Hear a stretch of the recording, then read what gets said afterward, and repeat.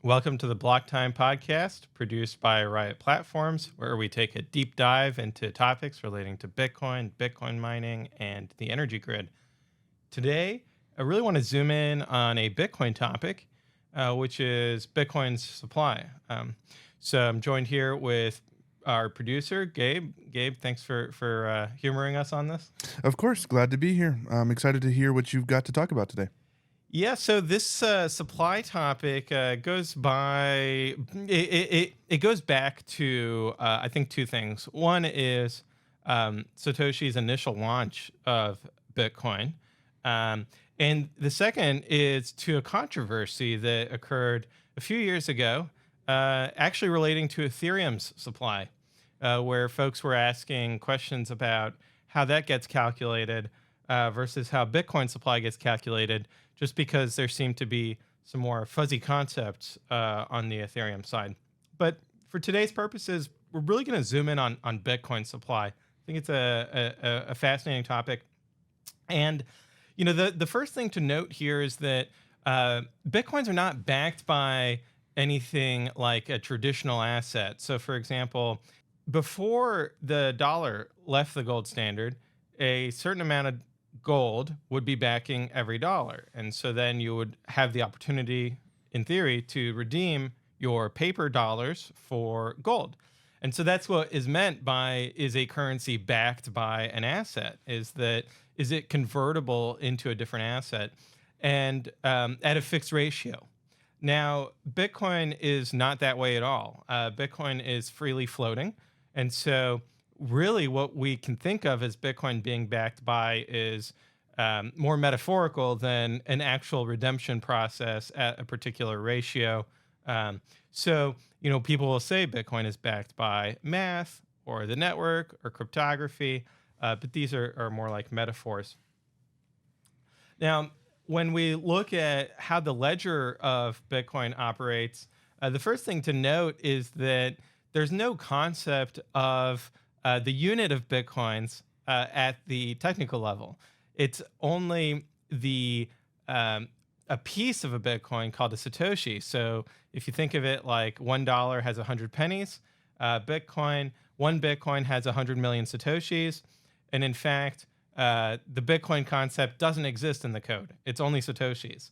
It is a convenience layer that we add on top of Bitcoin to say, okay, well, you know, we're going to look at it as a BTC unit. So these Satoshis are locked up by smart contracts.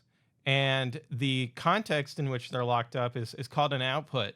So an output is just a quantity of Satoshis, an integer number, combined with a script that has the spending conditions of who is able to unlock these Bitcoin. And so, in a way, if you have a private key, it's not that you have the Bitcoin. It's just that you have a private key that can unlock the Bitcoin. And so, when you're running a Bitcoin node, you actually have everyone's Bitcoin on your node. It's just that you don't have everyone's private keys. And so that's why you cannot just move other people's Bitcoin. But your node is aware of all the Bitcoin and is carefully tracking the entire ledger in the background. So the owner of the Bitcoin, you know, is the person who would have the private key to unlock them. And it's interesting, though, that we can ask ourselves how those Bitcoin got on the ledger in the first place. There's a few different ways that we could think of where Satoshi could have put the Bitcoin on the ledger. One is that he could have started the Bitcoin network with all of the Bitcoin on the ledger on day zero. He didn't do that. Rather, he started with just hard coding one output called the Genesis block, or it's in the Genesis block, but it's actually unspendable. And so the Bitcoin he did put on the ledger are forever lost in that regard. Now, what is the number of those that are locked? How many? It was just 50 Bitcoin. It was just the first. The first block reward? Yeah. Yeah. In that hard-coded Genesis block. And then afterwards, Satoshi did mine a lot of Bitcoin. It's estimated he or somebody at the same time as he was around. That's the thing about pseudonym. Yeah. Bitcoin's pretty pseudonymous. So we estimate that it's between 800,000 and 1.2 million Bitcoin that he mined. Now, what happened with his private key, we don't know.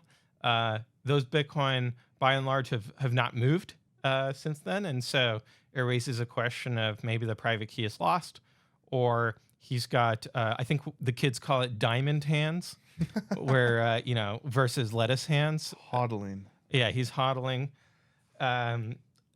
So we'll see. I think those Bitcoin are gone forever, but there's no guarantees there. Now, it's interesting to ask, how did Satoshi, how was he able to mine so many Bitcoin? Whereas today, we struggle to mine 100 Bitcoin. He was mining thousands, millions of Bitcoin, tens, hundred thousands. And it really has to do with how the issuance of Bitcoin is scheduled. So when Satoshi published his white paper, if you go read the white paper, it doesn't really explain how many Bitcoin are going to be put onto the ledger. It explains a lot of other things, but it does not cover the specifics of Bitcoin's monetary policy. If you want to know what the specifics of the monetary policy are, it's not like the fiat system where you have to go to like a textbook and a professor, or you have to go to Jeremy Powell and ask him how he's feeling that day. Rather, you go to the source code. And in the case of the software that Satoshi Nakamoto wrote, the source code is in C++. And that's where we find the issuance schedule. It's a function called get block subsidy.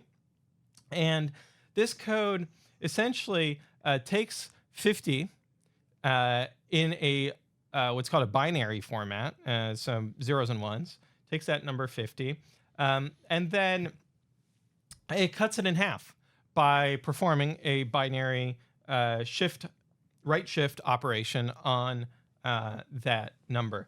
And so this is a very efficient way, actually, of calculating a number. It's somewhat arbitrary, though. And in fact, people often, theorize of why did Satoshi pick this? Why these are hard-coded parameters of, okay, we're going to start out with 50, and then if we cut that in half, eventually, that is after 33 or 32 halvings, depending on how you count it, you would have 0 as the issuance of Bitcoin. And there is no Satoshi did not write an explanation of how he chose these parameters. It seems like they're kind of pulled out of a hat. And from a monetary economics perspective, arguably it doesn't really matter. So, for example, if there was only going to be 21 million Bitcoin or only 22 million Bitcoin, it's arbitrary. And so you just have to pick a number and stick with it rather than trying to choose a different one. Now, the interesting thing as we dig in here is that it's not like he chose 21 million Bitcoin and then backed into a formula on how to get to 21 million. It seems like it's the opposite, where he picked a formula and then the result is 21 million. Now, the halving, that is that right shift binary operation, is dictated by how many blocks have been found by the time that we're running this get block subsidy function. So he has it hard-coded in there that there's a halving every 210,000 blocks. Now, 210,000 blocks, if there's a block every 10 minutes on average, you get to about 4 years. And so every 4 years, there's a halving. And maybe he chose this based on the presidential election cycle in the United States that is every 4 years. it's certainly not the in France. It's every 5 years, so he was not taking any inspiration from the French electoral system. But again, he didn't explain why 4 years was the right number to have a halving. Um, Perhaps is the Olympics every 4 years as well. That's correct. Yeah. So maybe there's just a natural human element of 4 year cycles. Well, maybe so, but also, I mean, you mentioned the election cycle. It does line up though. Every 4 years, we're on the election year cycle, aren't we? That's right. So the halving's going to be this year in April, and then the election will be in November. Do we have Olympics this year? I feel like we do. I'm not a big Olympics guy. Our audience will correct us on Yeah. the Olympics dates. I think it's actually supposed to be in Paris at some point, but I don't want to Yeah. misspeak there. Producer Gabe is gonna Google that real quick. Yeah. Hey, pull that up. But anyhow, yeah. Yeah. So it's interesting. I mean, then the other part of it that is somewhat arbitrary is the every 10 minutes. Now, I think that might be a little bit more science behind the every 10 minutes, which is basically what's the longest reasonable period of time that you would expect to propagate data across the internet. Ideally, it's instantaneous, but as we know, there's latency, and so in terms of avoiding orphan blocks, it makes sense maybe to have 10 minutes. Yeah, just to follow up, Summer Olympics 2024 will be hosted in July this year in Paris. Wow. Okay, we got all the facts right, just based off of Just yeah. our vague memories. Okay, that's great. I will not be going, but to all who will be going, enjoy your time in Paris. And But that one seems like something that you would go to, Pierre. Any reason why you wouldn't? Yeah, I mean, I don't like very large crowds like that. I also I do like Paris a lot. I miss it, but I feel like what I like to do in Paris is probably not sit in a stadium watching any kind of sport. So I guess I'd rather go to the museum. I'd rather see some historical sites than. Yeah, But and there's going to yeah. be a lot of people in Paris for that, so I guess you probably wouldn't have as great a time being at the museum with hundreds of thousands of extra people. Perhaps not, although maybe the argument here is that the museums will be empty because everybody will be at the Olympics. But the flip coin of that is because people are in Paris for the Olympics, they're going to want to go do other things as well, like museum tours. I think you're right. You're right. So I'll sit this one out, but I'll certainly be watching the highlights on YouTube. I like seeing all the like fringe sports that you don't get a lot of coverage in like normal time. Like no one gets to see curling like on TV other than when it's on the Olympics. But I guess it's not a summer sport. So. No, that'll be in the Winter Olympics, which So yes. Archery. I like archery. Archery is a summer game. There we go. Mm-hmm. Well, are you going to be competing this year? No. I guess against my local forest animals, maybe, but not in a competition. Yes, there are no forest animals in Paris. That I mean, there. Okay. Anyway, Back to Bitcoin. Yeah, that could go off track very quickly. The intervals, right, are somewhat arbitrary, but I think that they might have led to some phenomenon of people now look forward to the halvings. So I think the other really interesting aspect of the halvings is just how much Bitcoin gets essentially front-loaded in its issuance. And so when we think about the epochs, right, the eras of Bitcoin's halvings, you have the first one, which was 50 Bitcoin every 10 minutes. Do that over 4 years, and then you end up with about 10 million Bitcoin. So by the end of that cycle, we were already half of the Bitcoin had been issued, and that was in the first 4 years. So from 2009 basically until 2012, that was the issuance. Now, then in 2012 to 2016, that got, because of the halving, it was 25 Bitcoins every 10 minutes. And by the end of that epoch, 15 million Bitcoin were on the ledger. So already, it's a super majority of the Bitcoin were on the ledger in the first 8 years. Um, Now, the Here, I third, might have a yeah, silly question. yeah, Sorry to no, interrupt. not at all. So as I understand it, every 4 years we have a halvening, and then there's also a year in which the halvenings end. Is that correct? Do you remember that off the top of your head? Yeah, it's scheduled to be for 2140, I believe, and that is really about the last Satoshi being added to the So ledger. that was my question. Like, I mean, in my head, every number is divisible by two, like for eternity, right? So you could be down to sats, and then half of sats, and then half of sats, and then. So why does it end, and why doesn't it just keep splitting into like decimal points? Yeah, so that's a great question. So that's really because of how Satoshi programmed the how the halving happens. So that right shift operation essentially adds a zero to the binary, and the binary it has a fixed length, and so every time he adds or every time the halving adds a zero at the beginning, um, that knocks off a one at the end, and so eventually, because it only is 32 zeros and ones, if you've zeroed out it all, then you're multiplying by zero. Mm. And so it's kind of, I mean, it's tricky in the sense that it's not cutting the 50 in half using division. Mm. It is kind of playing some computer science games on the number to have it get to zero within 32 halvings, and to effectively be cutting in half until then. And so if it was longer than 32 digits, more than 32 zeros and ones, then yes, we would see that happen. And why is it 32? Is that some sort of computer code that's kind of predetermined?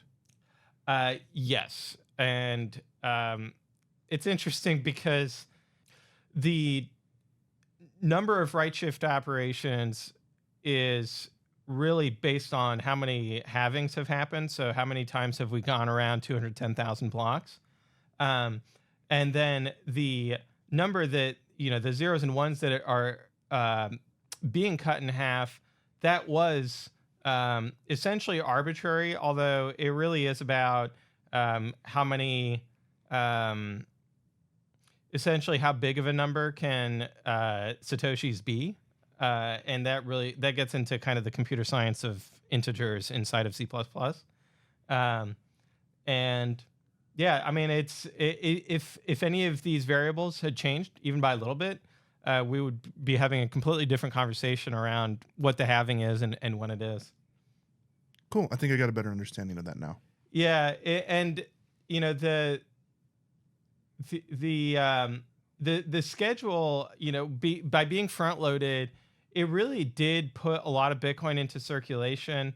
Now, you could also imagine a scenario where it had been more front loaded. So you could have had a halving every 2 weeks. And so after, 64 weeks, it would be zeroed out and all the Bitcoin would be on the ledger. So it seems like Satoshi was trying to strike some kind of balance between having too much Bitcoin on the ledger up front versus later in terms of trickling it out. But again, we don't know what the alternative reality would be. What we do know is that, with the third halving that happened 4 years ago, the total supply was 18 million Bitcoin at that point. And now with this halving in April, it's going to be 19.6 million. And then the next halving, it's going to be finally 20 million. And it's asymptotically going to approach 21 million. Now, interestingly, it never really gets to 21 million Bitcoin because this function only accumulates to, in Sats terms, 2 quadrillion, 99 trillion, 999 billion, 997,690,000. And so it's a astronomically large number, but ultimately it does get cut off between actually reaching 2.1 quadrillion or 21 million Bitcoin. So, So there will never be a full 21 million. correct. Interesting. That's the first I've heard of that. Yeah, we'll always be short 2.3 million Satoshis, Gotcha. which is okay because it goes in the direction of deflation, right? It would be a Right. problem if we were a little bit over 21 million Bitcoin. I feel like, then we'd have to say things like, yeah, there will only ever be a little bit more than 21 million Bitcoin. But really what we should say is there will only ever be Almost. almost, yeah, 21 million Bitcoin. Now, the other interesting aspect of adding Bitcoin to the ledger, so the miner can claim up to that number of what's the subsidy. So in this case, today 6.25 Bitcoin. So every 10 minutes, the mining pool that is constructing the block can award themselves up to 6.25 Bitcoin, plus the transaction fees that are in the block. But let's assume that it's an empty block for whatever reason.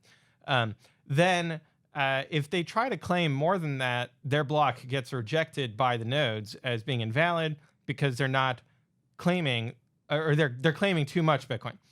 Interestingly, they can claim too little Bitcoin, and the Bitcoin network will allow them to do that.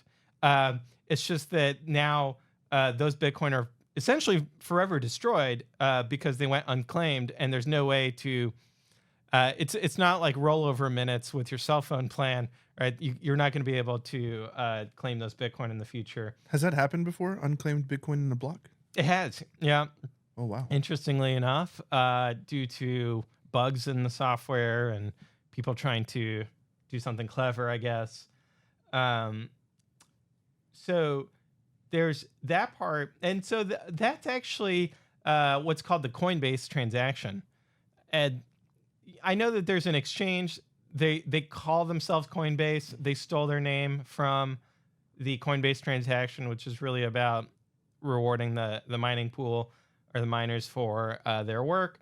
But in any case, this special transaction, it doesn't have any inputs. It only can create outputs. And so these outputs are what is adding Bitcoin to the ledger. And it's also what's recirculating the transaction fees that got pulled out of all the other transactions in that block.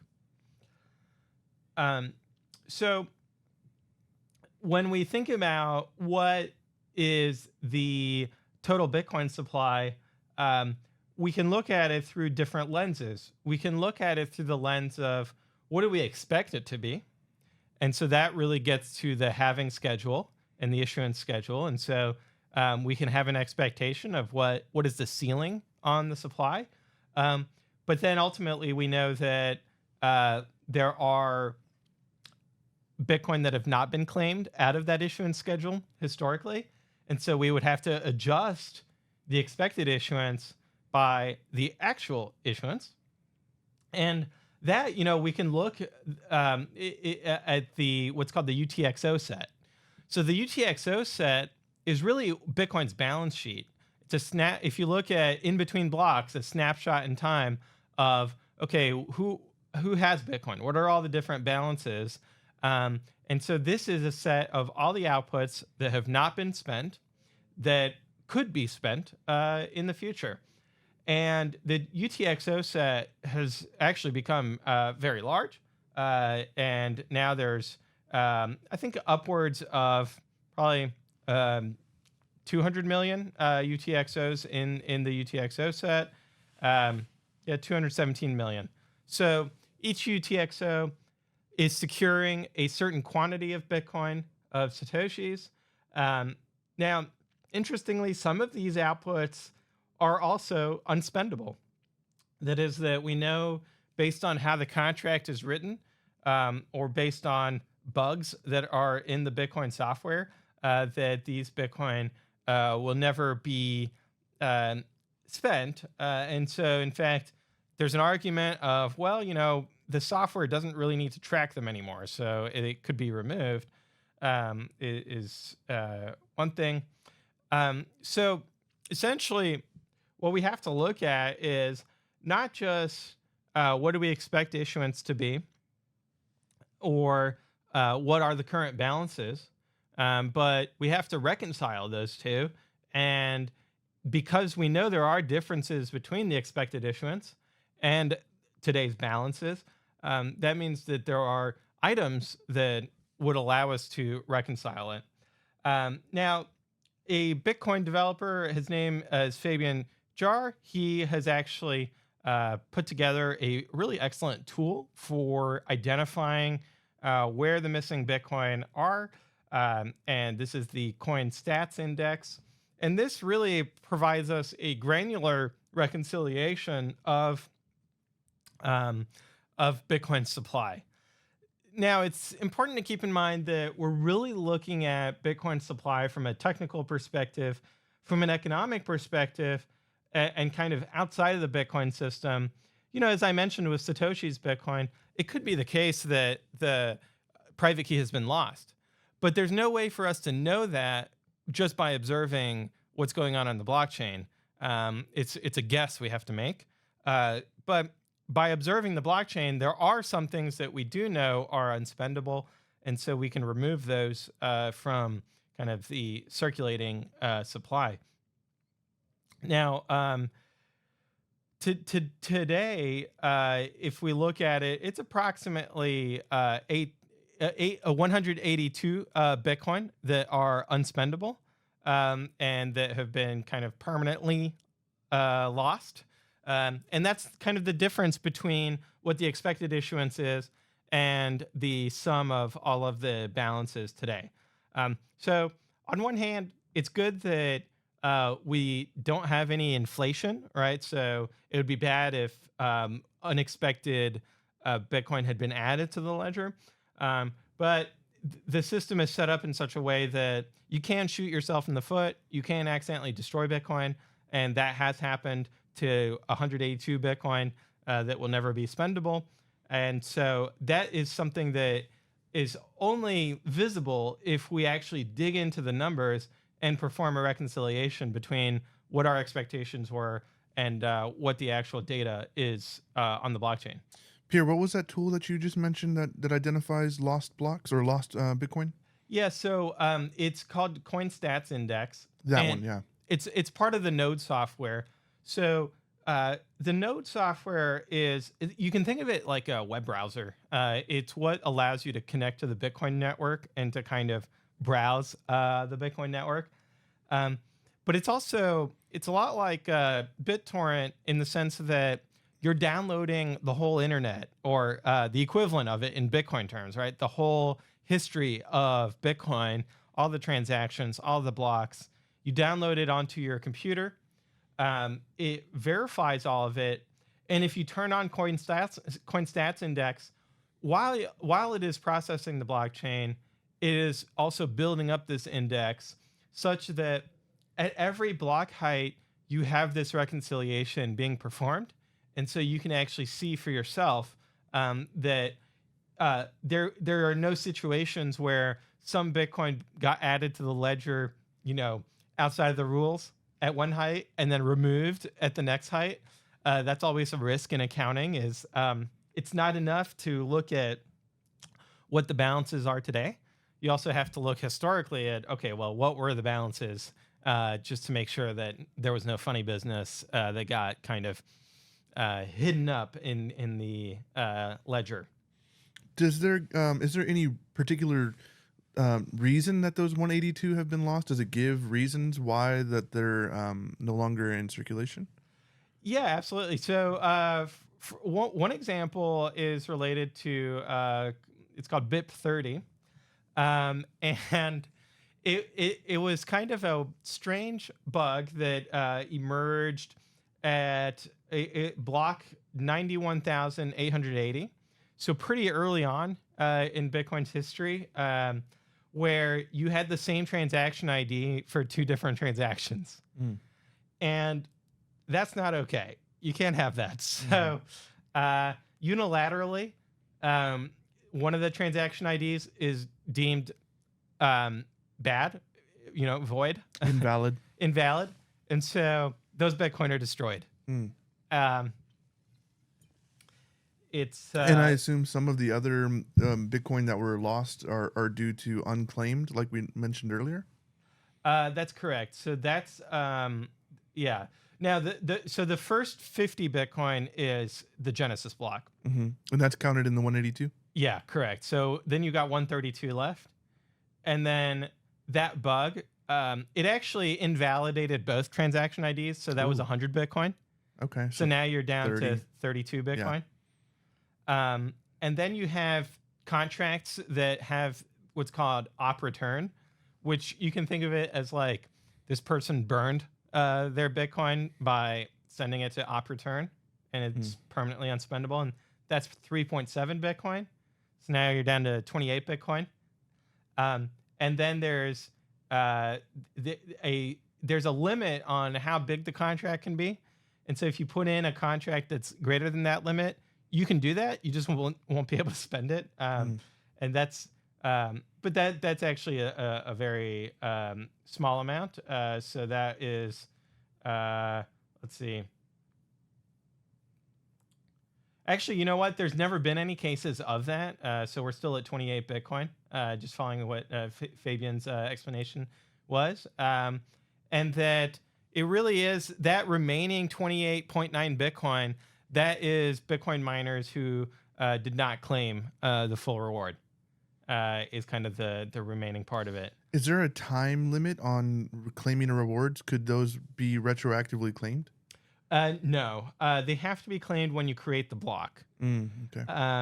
And this is something that is really, and most recently at height 526,591, somebody did not claim 6.25 Bitcoin.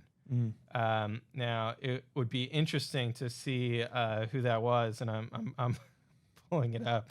Would that be like I mean, I guess you're going to find that out here shortly, but would that be like an individual miner maybe, and that's not necessarily part of a pool? Because I feel like in the pool mining, those rewards are like you can't not claim that kind of thing. Well, if a pool is running like their custom software, they could have a bug in the software. They could have a bug, and there actually has also been a bug in the opposite direction of trying to claim too much. And this happened, I believe, in 2017. And that block, everyone saw it, but everyone marked it as invalid. And the bug there was that they had tried to claim transaction fees, but they forgot to include the transactions in the block. And so it looked like they were trying to cheat from doing that.